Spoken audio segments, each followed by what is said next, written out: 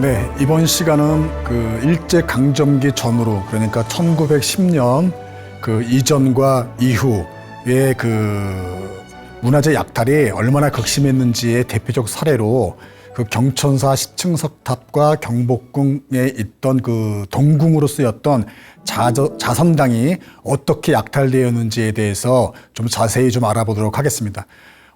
많으신 분들이 국립중앙박물관에 가시면 1층에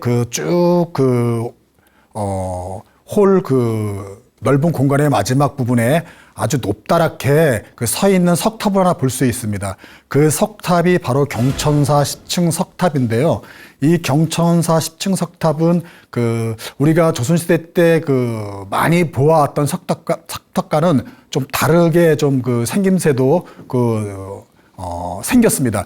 그래서 그 석탑이 지금 그 국립중앙박물관에 있게 된 어떤 사연을 조금 알아보도록 하겠습니다. 이 경천사 10층 석탑을 좀 여러분들께서도 이렇게 보신 분들도 있고 또는 이렇게 안 보신 분들도 많으실 겁니다. 이 경천사 10층 석탑은 고려 때 세워진 석탑입니다. 이 석탑은 그러니까 지금으로부터 한 670여 년 전 고려 때 충묵왕이라는 그때에 세워졌다라고 하고요. 또 고려사의 기록들을 보면은 16대 예종이 15대 숙종을 추모를 바로 이 경천사에서 절에서 추모제를 드렸다라는 그런 기록도 있습니다. 그래서 아마 경천사가 고려 때 어떤 원찰로 또 이렇게 아마 짐작할 수도 있었던 것 같습니다. 이렇게 아주 오래된 경천사 10층 석탑이 이제 일제강점기 바로 그 전에, 그러니까 1910년 바로 전에 이제 일본 고위 관리에 의해서 이제 일본으로 건너가게 되는 것이죠. 이러한 경천사 10층 석탑인 지금 국립중앙박물관에 지금 세워져 있는데, 그것을 보시면은 상당히 기존에 조선시대 때 많이 우리가 답사 같은 데 가서 보셨던 석탑과는 다르게 생겼습니다. 고려시대 때는 경제적 사회적으로 상당히 기반이 아주 튼튼하게 갖추어져 있던 관리들이 지역마다 다르게 어떤 경제적 부를 축적하면서 아주 다양한 석탑들을 많이 세웠고요. 그리고 이 석탑 같은 경우는 당시 고려 말의 원말의 영향을 받아서 그때의 어떤 모습들이 많이 반영돼서 이런 석탑들이 세워지게 됐습니다. 지금 탑골공원에 가보시면은 국보 2호로 되어 있는 원각사지 10층 석탑도 이와 같이 아주 비슷한 형태로 되어 있었죠. 이 석탑이 더욱더 오래 되어 있던 석탑이고요. 이 석탑도 좀 자세하게 좀 들여다보시면은 귀단부 아래 보면은 이렇게 많은 부처의 상들, 그리고 용, 화초 같은 이런 모습들이 아주 정교하고 섬세하게 이렇게 조각되어 있고요. 또 이렇게 이 기와집의 팔짝지붕 형태로 있어서 아주 안에의 어떤 장식까지 이렇게 아주 세밀하게 조각되어 있습니다. 그래서 기단부 같은 경우에는 그런 부처, 용, 보살 이렇게 분들이 이제 인물들이 좀 새겨져 있고요.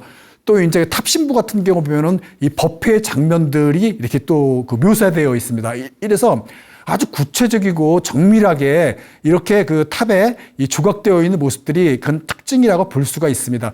한 높이가 13.5m 되고요. 상당히 상승과 어떤 그런 솟아오르는 그러한 어떤 모습이면서도 안정감을 갖추고 있는 아주 뛰어난 이러한 석탑으로 인정받고 있습니다.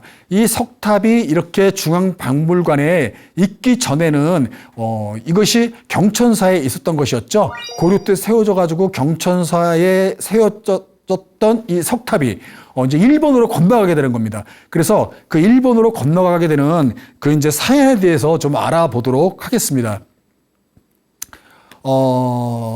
이 다나카 미스 아키라는 그런 고위 관리가 있었는데요. 그 당시 일본 국내성의 국내 대신이었습니다. 근데 이 다나카 미스 아키라는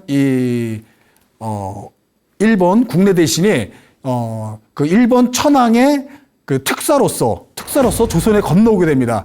그러니까 그때 당시가 1907년 그 1월이라고 하던데 그 1월 달에 이제 그 조선에 건너오게 되는데 그 건너오는 것은 그 당시 순종, 이 순종이 이제 가례를 결혼식을 올리게 됐습니다. 그래서 그 일본 천황의 특사의 자격으로서 이제 그 들어오게 되는 것이죠. 그래서 조선에서 그 가례가 마치고서 한 열흘 정도 조선에 있다가 다시 일본으로 돌아갑니다. 그런데 일본으로 돌아가기 전 이 다나카 미스 아키라는 이 사람은 상당히 그 젊었을 때부터 이 조선의 미술품이나 서화에 대해서 큰 관심을 갖고 있었고 또 그런 고미술품들을 그 모으는 게 취미였습니다. 그러니까 상당히 어떤 전문성 있는 그러한 그 안목을 갖고 있었다고 하고요.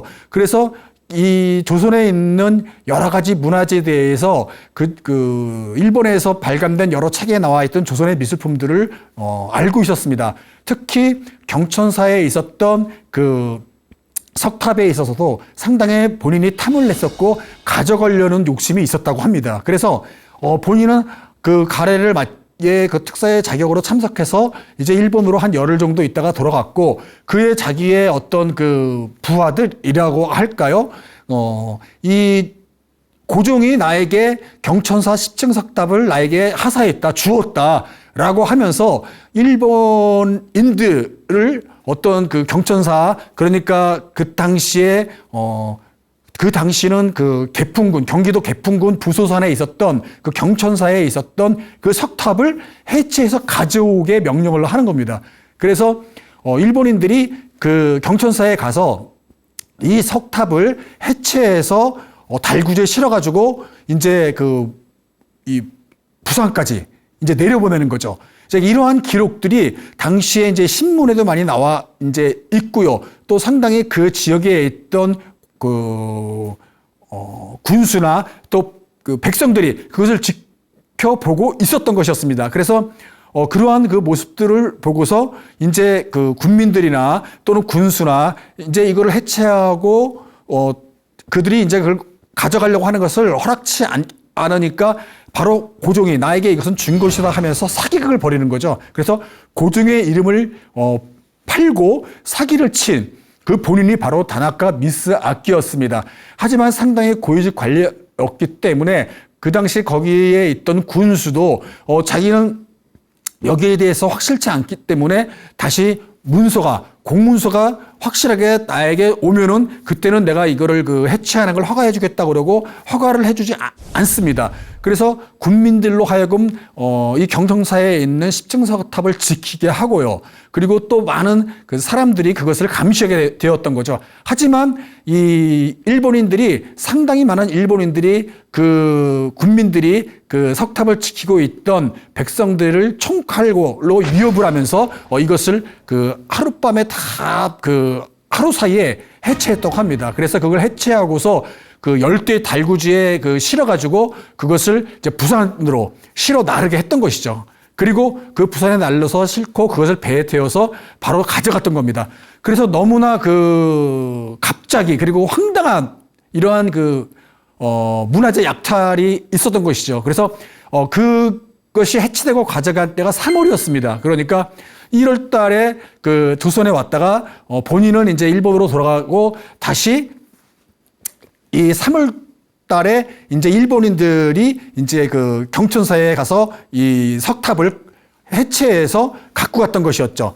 이미 그 경천사는 이미 터였었고요. 이 석탑만이 그 경천사에 그 있었다고 그 합니다. 그래서 이 대한매일신보의 당시의 신문에 이렇게 그 옥탑 탈거의 선문이라는 제목으로 아주 길게 기사가 나와 있습니다.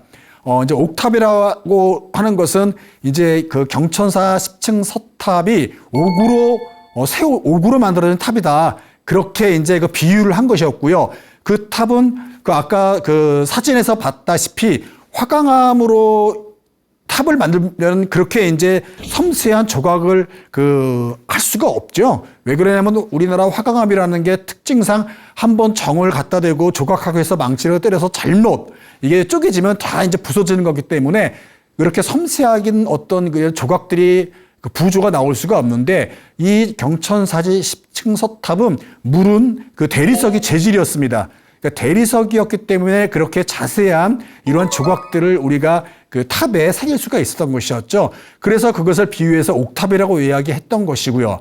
탈거라는 건 뭐냐면 이 빼앗아서 가져갔다라는 거죠. 그리고 송문이라는 것은 이어서 듣는다. 그러니까 대한매일신보가 3월 21일자 전 기사에서도 한번 이러한 이 사건을 다뤘었나 봅니다. 그래서 이것을 그 탈거, 수탈해 가는 것을 갖다가 한번 다뤘고요. 그 다음 이어서 후속으로 이제 그 기사를 낸 것인데 그 기사를 이제 좀 내용을 좀 설명해 드리면은 이제 그렇게 빼앗아 간 이후로 좀 더 이제 알아보니까 이미 소문에 의하면은 이렇게 뺏어 가기 위해서 그 전에 이미 스님들도 왔다 갔고 그래서 어떤 스님들이 주동을 해가지고 이런 것들은 이미 사전에 계획되어 있었고 그리고 나서 또 많은 이러한 그 감리자들이 일본인들이 감리자 가서 올라가서 조사도 이미 끝냈고 이렇게 그 전에 사전에 무언가 그 움직임이 있었던 것들이 있었다라는 것을 밝히는 글입니다. 그러면서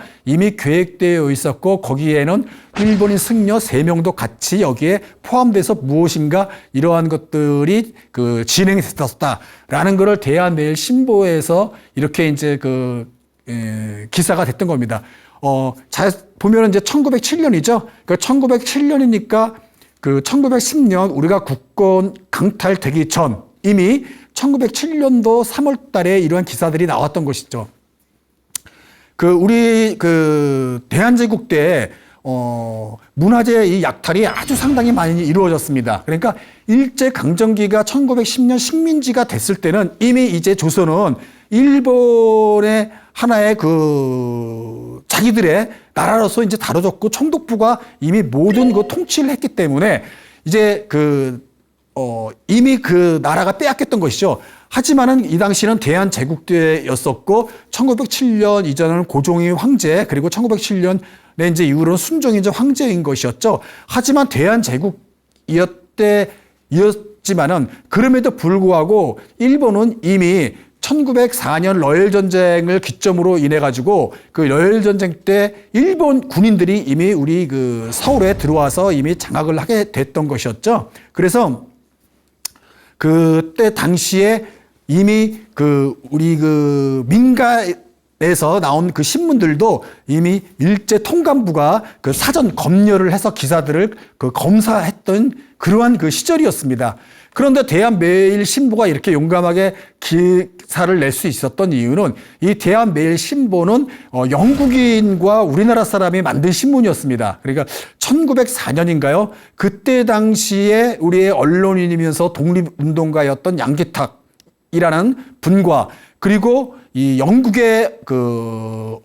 영국에서 신문사의 어떤 특파원으로 조선에 들어왔던 베셀이라는 어니스트 베셀이라는 그 사람이 대한매일신보를 같이 만든 겁니다. 그랬기 때문에 이 대한매일신보는 통감의 어떤 그런 사전 검열에서 좀 벗어나 있었던 신문이었죠. 그래서 대한매일신보에서는 상당히 어떤 자기들의 진실된 기사들을 올릴 수가 있었던 것이었죠. 그래서 우리의 언론인이면서 독립운동가였던 양기탁과 그의 고종의 후원 아래 이러한 신문이 발간될 수 있었던 것이었죠. 그 당시 영국은 일본과 군사 동맹을 맺었던 나라였습니다. 그렇기 때문에 일본 통감보도 함부로 영국인이 만들었던 이러한 신문을 사전 검열을 한다거나 그렇게 억압할 수가 없었던 이유였죠. 그래서 같이 함께 공동으로 해서 만들어졌던 신문이 대한매일신보입니다. 그 이후로 또 이 대한매일신보는 3가지의 또 일간지로 발간하게 됩니다. 그러니까 대한매일신보가 국한문용 신문입니다. 그러니까 국한문용이니까 국한문용을 제대로 이해할 수 없는 사람들이 많았기 때문에 순한글판으로 해서 대한매일신문을 1907년에 만들고요. 또 영문판도 만드는 거죠. 그래서 국한문 혼용판, 그리고 영문판, 그리고 순환글판 이렇게 만들었던 그 사람들이 그 어니스트 그 베셀이라는 영국인과 우리 국내 언론인 독립운동가 양기탁 이런 분들이 신문을 그때 당시 1907년도에도 그 4년부터 5년, 7년 이렇게 만들어서 발행했던 것이었죠. 그러나 1911년에 우리가 일제의 국권이 강탈된 이후로는 이제는 그 총독부의 기관지가 돼버리는 겁니다. 그래서 그때 당시에는 이제 매일신보란 이름으로 해가지고 총독부 기관지가 됐던 것이었죠. 그래서 국권이 강탈되기 전까지만 해도 이렇게 사실, 진실을 갖고서 다루었던 신문 중에 하나가 바로 대한매일신보였던 것이죠. 자, 이러한 그 경천사제 십승섭탑을 고종이 나에게 주었다라고 하면서 일본인들이 그것을 헐어가지고 가져갔던 그런 만행을 바로 고발했던 사람이 베셀과 헐버트입니다. 이 베셀은 영국인, 아까도 말했던 그 일본에서 그 어느 상사의 그 민간 회사에서 그 일했던 사람이라고 합니다. 그러다가 이제 그 영국의 신문사의 특파원으로 조선에 들어와서 신문사도 공동으로 이제 그 만들게 되는 것이죠. 이러한 그 베셀이 자기가 만들고 있는 대한매일신보나 그리고 또 영문판 그 신문들 그리고 뭐 일본 고베에서 발간되는 영자신문 그리고 또 그 미국 뉴욕에서 그 뉴욕 포스트인가요? 그러한 곳에서도 신문의 그 사기 행각을 고발하게 됩니다. 그래서 이런 보도도 할 수 있게끔 베셀이 아주 노력을 많이 하는 것이죠. 그래서 이 베셀이 영국인이었기 때문에 함부로 통감부도 그 베셀을 어떤 그런 그 뭐라고 그럴까요? 신문을 그 폐업시키지도 못하고 또 그 베셀의 어떤 그런 그 방향에 대해서 함부로 그 베셀에 대해서 대하지 못했던 것이었죠. 하지만 베셀은 이러한 그 경천사제 십승석탑이 고종의 황제 이름을 팔아가지고 사기친 이러한 모습들은 정의롭지 못한 것들 그리고 조선의 문화재들이 파괴되고 그리고 훼손되는 것을 상당히 이 사람은 안타깝게 생각했다고 합니다. 그래서 베셀은 국내외 신문과 함께 국외에도 많이 기고를 해서 이렇게 사기 행각들을 알렸던 것이었죠. 이러한 베셀이 이제 뜻을 같이 함께 했던 사람이 미국인 헐버트입니다. 이 미국인 헐버트는 상당히 조선에 대해서 애정이 되게 깊었던 이런 그 사람입니다. 이 헐버트는 어떤 그 사람이냐면은 고종이 이 1905년대 을사조약이 이제 그 체결되고 나서 어떤 그런 부당함을 갖다가 그 알리고자 이렇게 그 1907년도에 우리나라의 독립운동가였던 그 우리가 많이 그 알고 있던 그 이상설 그리고 이휘종 뭐 이준 이런 분들이 이제 그 해그에 이제 그 특사로 파견돼 가지고 지금의 이러한 어떤 조약들이 부당함을 알리는 그런 게 이제 그 고종의 밀명을 받고 가게 되지 않습니까? 그래서 만국평화회에 비록 참석은 못하지만은 거기에 함께 갔던 분이 또 헐버트이기도 합니다.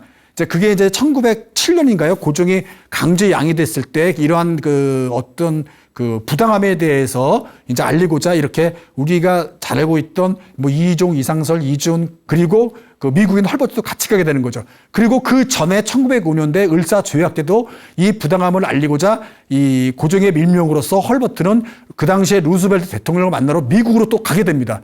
이렇게 한국을 위해서 뭔가 일제의 어떤 이러한 그 외교권을 그 뺏어가고 또 나중에는 뭐 군사권도 가져가고 결국은 그 강제 합병되는 것을 갖다가 어떤 이러한 그 일본의 만행을 갖다가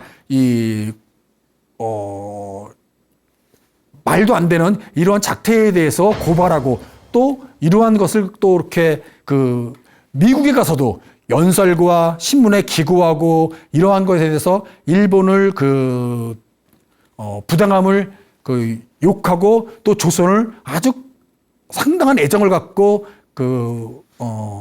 우리나라를 사랑했던 분이 바로 헐버트였습니다. 그러니까 이 헐버트가 경천사제 십승탑이 이러한 거에 대해서 상당히 분노해가지고 이제 그들이 할 수 있었던 그 기자로서의 어떤 그런 사명으로서 사기 행각을 고발하겠다는 것이죠. 그러니까 이렇게 고발을 했기 때문에 어떤 그때 당시에 아직 식민지 때는 아니었기 때문에 또 그리고 이 조선을 식민지화 하려고 했던 일본 정부에 의해서 자꾸만 이러한 것들이 국내로 많이 알려지게 되기 때문에 무언가 걸림돌이 된다고 일본 정부도 생각을 했습니다. 그래서 이런 것들이 그 화가 너무 국내외적으로도 커지기 때문에 일본 정부에서도 이 경천사지 10층 석탑을 돌려주는 그렇게 이제 마음을 갖게 했던 사람이 바로 베셀과 이 헐버트였던 그 사람이었습니다. 이렇게 그 베셀은 어니스트 토마스 베셀로서 나중에 대한민국 독립유공자로서 이제 그렇게 이제 인정받게 되고요. 또 한국어 명도 이제 배설이라고 이렇게 이름도 지어지게 되었던 그 사람입니다. 이거 대한매일신문인데 그때 당시에 그 베셀과 양기탁이란 분이 공동으로 같이 창간했던 그때 당시만 해도 민족지로서 우리 애들의 어떤 그 독립 어떤 그 애국심 이러한 것을 갖다가 심어줬던 신문이 바로 대한매일신보였습니다. 이 저펜 크로니클이라는 것은 그 일본에서 발행되는 영자 신문입니다. 베셀이 바로 여기에도 그 신문을 우리 기사를 기고해서 다뤄졌던 그런 영자의 신문이 바로 이 저펜 크로니클에 편지도 붙이고 또 기사도 기고하고 했던 그러한 일이 있습니다. 자, 이 경천사 10층 석탑은 이 개성에 있는 부소산에 그러니까 그 당시에는 경기도의 관할이었죠. 경기도 개풍군에 있었던 그런 경천사의 터에 있었던 석탑이었습니다. 그러니까 저렇게 그때 당시에 서해져 있던 석탑을 이제 해체해가지고 분해해서 달구지에 열대에 실어가지고 서울역까지 보내고 서울역에서 또 부산까지 보내고 대한해협을 건너서 일본의 자기네 집에 이제 세우려고 했던 것이었죠. 그러나 자기네 집에 세우지 못하고 그때 당시에 들어보면은 포장도 뜯지 못한 채로 이렇게 이 다나카 집안에 있었다고 합니다. 자, 이렇게 이제 이 베셀과 그리고 헐버트가 이렇게 이 석탑을 돌려받기 위해서 상당하게 노력을 많이 했었는데 1907년도 3월 달에 가져가고 그 다음에 이제 또 기간이 계속해서 이제 지나면서 이게 조용히 묻혀질 뻔했습니다. 그 당시에 7년서부터 1909년까지 베셀과 헐버트가 활발하게 움직였지만 안타깝게 베셀은 1909년에 병으로 이제 사망하게 됩니다. 그리고 헐버트가 미국에 가서도 계속해서 이제 이런 문화재 약탈에 대한 일본인의 만행에 대해서 이제 고발을 하게 되면서 어떤 이 시간이 지나가니까 이게 이제 묻혀가게 됐던 것이었죠. 그러다가 이 데라우치 통독 일대가 이제 그 다음 후임으로 온 하사가와 2대 총독인가요? 이 사람이 다나카가 어떤 이러한 경천사 10층 석탑을 가져간가에 대해서 다시 한번 논의가 막 국내에서 이루어지고 또 2대 총독이었던 하사가와가 관심을 좀 갖고 있었습니다.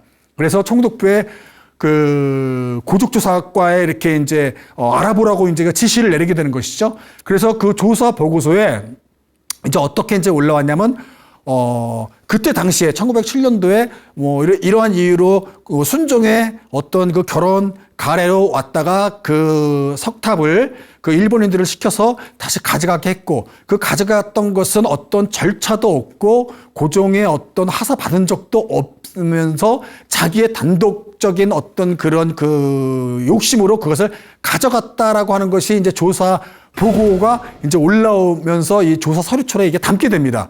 그러니까 그것을 보고 이제 하사가와가 다나카에게 이것을 다시 돌려줘라라고 이제 지시를 내리는 거죠.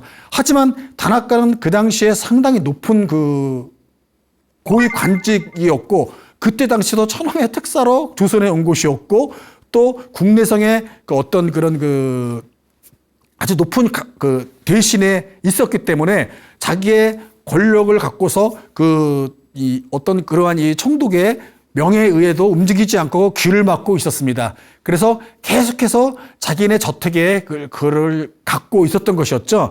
근데 그러나 계속해서 어떤 조선을 식민지화하는데 하나의 걸림돌이 이러한 것들이 그 하나하나가 되기 때문에 이런 것을 다시 이제 문화재를 반환시키려고 이 하사가와는 하게 되는 겁니다. 그래서 이 다나카는 나중에 결국은 반환을 이제 시키게 되는 거죠. 그래서 국내외 여론이 좋지 않자 다나카도 굴복을 하고 또 총독배에서도 이러한 조사 보고서에 의해서 이제는 다나카에게 명해서 이것을 갖다 주게 되는 겁니다. 그래서 다나카는 결국은 이제는 이 조선의 이 경천사 식증석답을 반환하게 되는 것이죠. 그래서 이 반환한 게 상당히 1918년인가 겁니다. 그러니까 1910년도에부터 18년, 2년 동안 그렇게 서로 이것을 이제 그 논의가 딱 이루어지면서 결국은 1918년에 대한해협을 건너서 이제 한국으로 이제 돌아오게 되는 것이죠. 그래서 18년에 돌아왔을 때 당시에는 상당히 아까 그 중앙박물관에 있었던 사진을 보시면은 아주 이제 완전하게 이제 그 보존 처리를 해서 이게 만든 상태고요. 그때 당시에 대한해협을 건너왔을 때의 모습은 아주 훼손이 많이 됐었다고 합니다. 이걸 다시 또 이제 가져오면서 그때 당시가 이미 1918년이니까 일제강점기 시대니까 이미 이제 갖다 주어서 경천사 원래 있던 곳에선 두지 못하고 경복궁에 긍정전 회랑에 이제 놔뒀습니다. 그러니까 긍정전 회랑에 이렇게 이제 탑으로서의 모습으로 갖다 둔 게 아니라 그냥 반환해서 거기에 그냥 보관만 하게 됐던 것이었죠. 이런 상태로 계속해서 거기 그 경복궁의 회랑에 있다가 이제 광복 후에 1949년인가요? 59년인가요? 한국전쟁 끝나고 59년인가요? 이렇게 그때 당시 광복 이후 한국전쟁 끝나고 나서 이제 이것을 보수 복원하게 됩니다. 근데 그때 보수 복원은 그때 기술이 이제 지금과 같지 않았기 때문에 막 시멘트로도 막 보수하고 또, 제대로 완벽하게 하지를 못했었나 봅니다. 그래서 그러한 상태로 있었기 때문에 그러한 상태로 다시 이제 그것을 그 회랑에서 빼내가지고 경복궁 내 당시의 전통 공회관 앞에 이렇게 세우게 됐습니다. 지금의 경복궁 관리소인가요? 그 앞에 이제 세워두게 되고 그런 상태로 또 계속 갖게 또 이제 두고 있었던 것이었죠. 그러다가 이제 1995년인가요? 1995년에 이제 제대로 이것을 갖다가 보수 복원하게 되는 겁니다. 그러니까 상당히 또 한 40년이 지난 다음에서야 국립문화재연구소에서 제대로 된 보수 복원을 할 수 있었던 것입니다. 그렇게 제대로 된 보수 복원을 하면서 이제 경천사에 있었던 본 모습의 형태로 만들고 그 기단부와 그 탑재부에 있었던 섬세하게 조각되어 있던 부처, 보살, 용, 그리고 법회의 장면들 이러한 것을 가지고 아주 그대로 이제 조각하게 되는 것이죠. 그래서 한 10년 동안을 보수 보존 처리 작업을 했다고 합니다. 그러니까 10년간을 갖다가 이렇게 이제 아주 제대로 된 보수를 하게 됐던 것이었죠.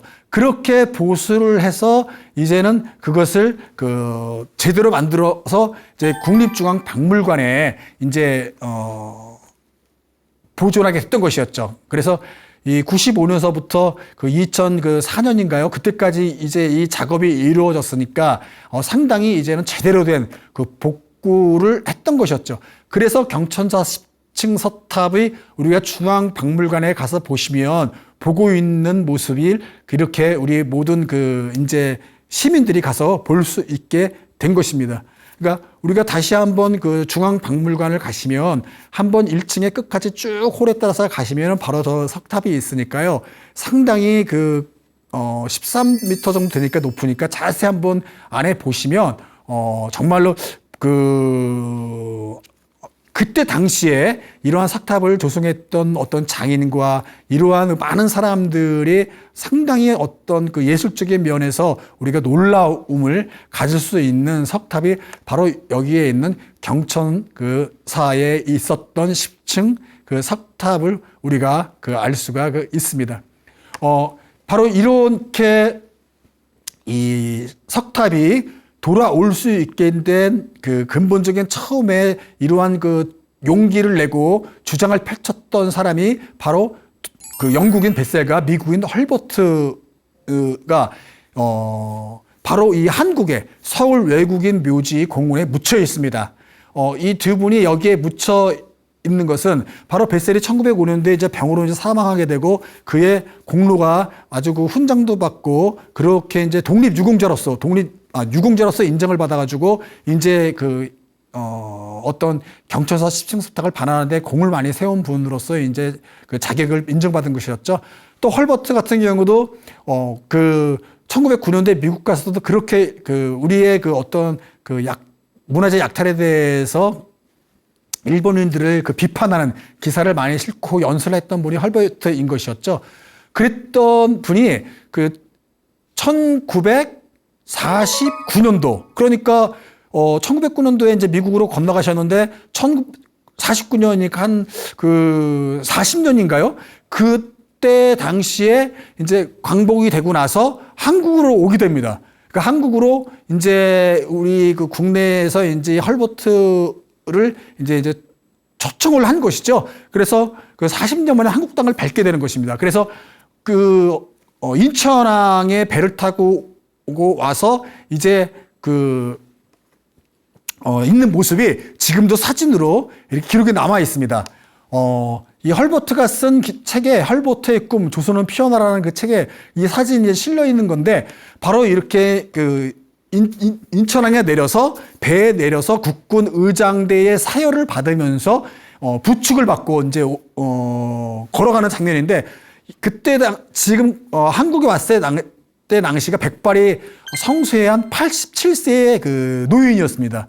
그러니까 87세 되셨던 이 분인데 안타깝게도 한국에 오자마자 바로 그날 밤에 너무너무 어떤 그 몸이 안 좋은 상태여서 병원에 입원하게 됩니다. 그래서 일주일 정도 지난 다음에 돌아가시게 됩니다. 그래서 한국에 도착해서 일주일 만에 돌아가시게 됐고, 그의 그 유언에 따라서 그의 유언이 많은 민스터 사업보다 나는 한국에 묻히는 것을 더 바란다. 라고 했을 정도로 조선인보다 더욱더 아주 그냥 그 애정을 많이 갖고 있던 분이 헐버트였던 것이었죠.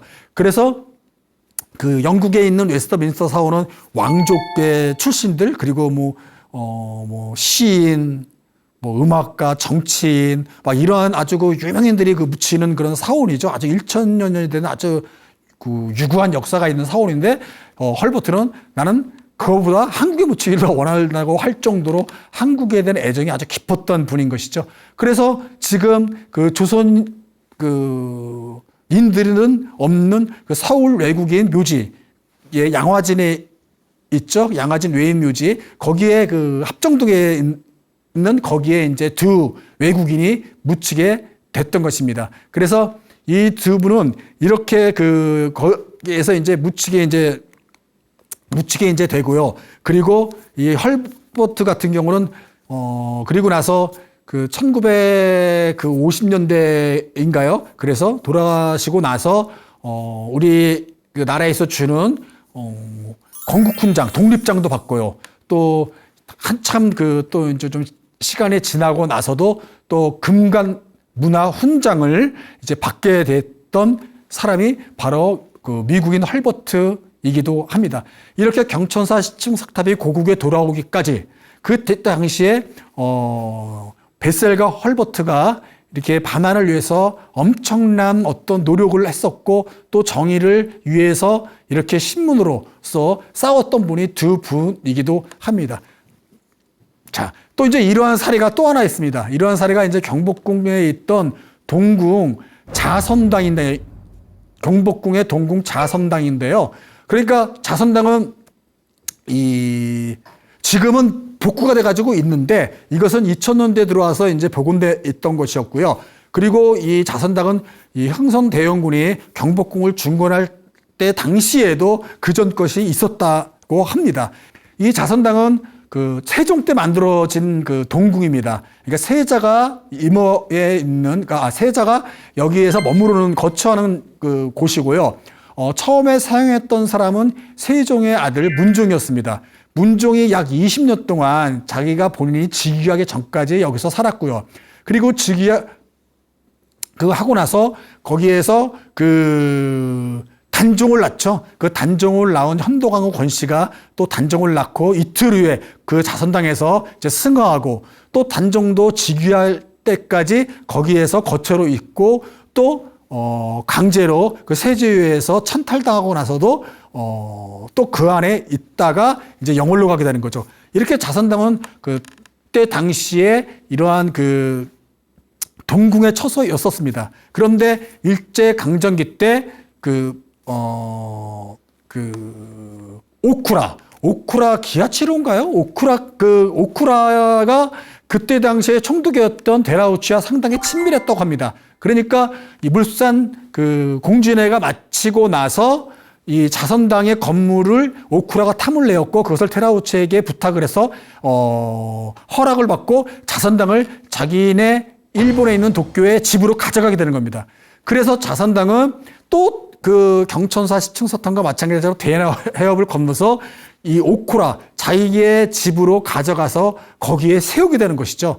그래서 자선당은 그렇게 해서 이 경복궁에 있는 것을 가져게 됩니다. 이 오쿠라는 상당히 그때 당시에 그 일본의 8대 재벌 중에 하나였고요. 엄청난 부를 축적했던 그 사람입니다.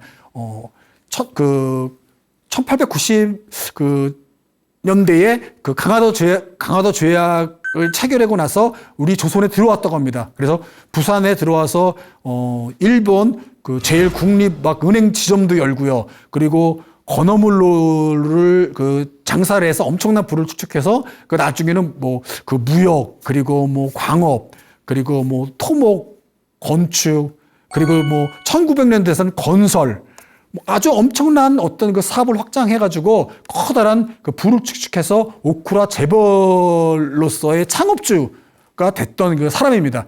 이러한 사람이 어떤 자신의 어떤 그 고미술품, 서화 이런 것들도 엄청나게 많이 그 조선에서 가져갔다고 합니다.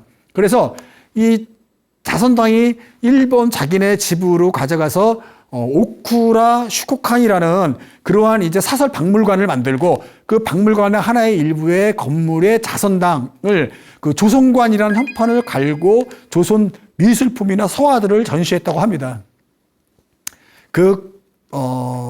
미술품이 뭐 한 3,700여 점이 있었고요. 그 서화로서는 한 뭐 1만 5천여 권의 책이 있었다고 합니다. 그렇게 조선관으로 여기에 이렇게 이제 그 건물에 가져가서 세워서 갖고 있었던 것이었죠. 그렇게 이제 조선 미술 전시관으로 전락하게 됐는데 이렇게 오쿠라 저택에 자기네 그 집에 이 자선당을 가져가 가지고 이런 미술관으로 설치를 했고 낙성식 그러니까 이제 이 해체해서 가져갔던 걸 갖다가 다시 세워서 조선 그 미술 전시관으로 만들어서 이제 이 개점식이라고 할 수 있나요? 그 개점식을 할 때 테라우치 총독도 와가지고 낙상식을 봤나 봅니다. 그래서 그것도 테라우치 일기에 기록에 나와 있습니다. 이렇게 했던 것이었죠. 그런데 1923년에 간토 대지진이 이제 일어납니다. 그래서 아주 그 수많은 건물들이 이제 파괴될 때 이 자선당, 이 조선미술관으로 쓰였던 이 자선당도 무너지게 됩니다. 그래서 화재로 무너지고 이미 석조 잔해만 남게 되는 거였었죠. 그래서 검게 그슬린 어떤 그런 그 계단, 주춧돌,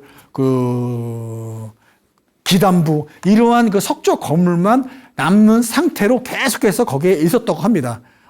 그러한 상태로 계속 있고 남겨져 있고 아무도 잘 모르고 이제 있는 상태로 계속 세월은 흘러갔던 것이었죠. 그리고 나서 그 오쿠라 호텔 경내에서 자선당의 그런 기단부 이러한 유구들이 이런 이 석구들이 발견됐던 것이었습니다.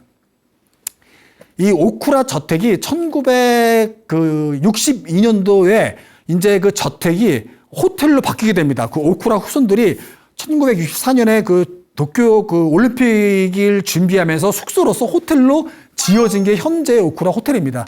이제 그래서 오쿠라 호텔을 짓고 나서 그 자기네 경내에 그 유구들을 이렇게 이제 그냥 방치해둔 상태로 있었나 보죠. 그러한 유구가 이제 발견됐던 것이었죠. 이것이 이제 오쿠라 슈코칸에 옮겨져 가지고 다시 자선당으로 세워졌던 모습이 이렇게 그때 당시에 그 16년, 17년 뭐 이럴 때 당시에 건축 화보 건축 세계라는 일본인들의 월간지 책자 이런 게 나와 있던 그 사진입니다. 그래서 이 모습은 지금 현재 경복궁으로 옮겨져 있는 자선당의 유구입니다. 그러니까 아까 전에 있던 오쿠라 슈코칸의 그 모습이 화재로 불타 없어지고 현재 건천궁의 동편에 이렇게 그 당시에 건물 터로 사용했을 기단에 있는 주춧돌과 그리고 계단과 기단부를 모습을 그대로 저렇게 만들어 두었던 것이었죠. 네, 이렇게 해서 우리의 문화재가 국내의 어떤 근대사학과 김종덕 교수님의 그 노력과 또는 그런 그 두 외국인에 의해서 경천사 10층 석탑이 우리나라에 돌아온 거에 대해서 우리가 공부를 했습니다. 네, 강의 마치도록 하겠습니다.